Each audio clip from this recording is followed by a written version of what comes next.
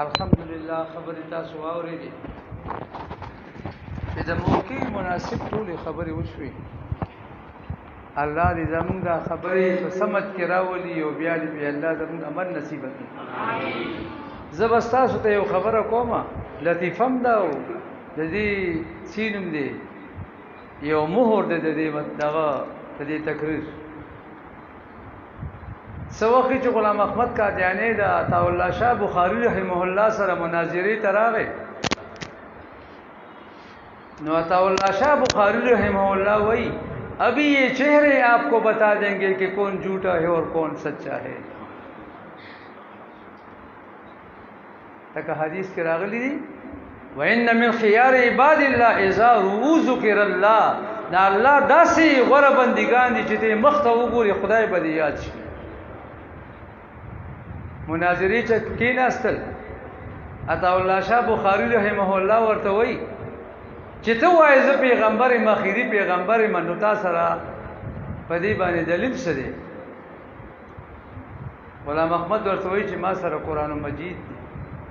وی ووایه عیسی علیه السلام فرمایي چې ویاتی من بعد اسمه احمد، زمانه به وروسته یو پیغمبر راځي چې د هغه به نوم احمد وي. نو عطا الله ورته وی ته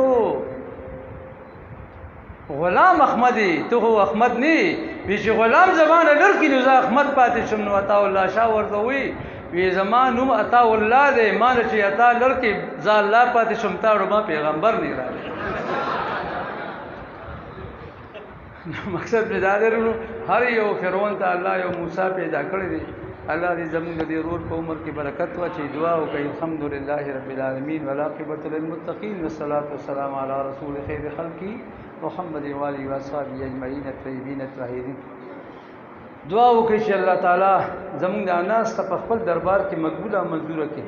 الله د خپل رضا باعث وګرځي.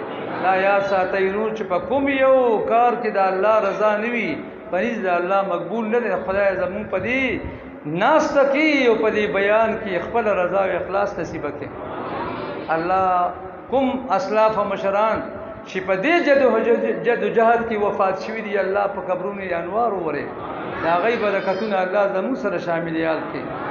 الله مونږه صحیح مسلمانان کې مونږ د هغه کسانو بچي وګرځي چې په دې باندې په دې ختم نبوت ناموس باندې ځان قربان کړی دي. الله مونږ ته خدای دعا چل ناراضي کریم پروردگار مونږ دې د پاره بیدار کې جذبه په مونږ کې پیدا کې.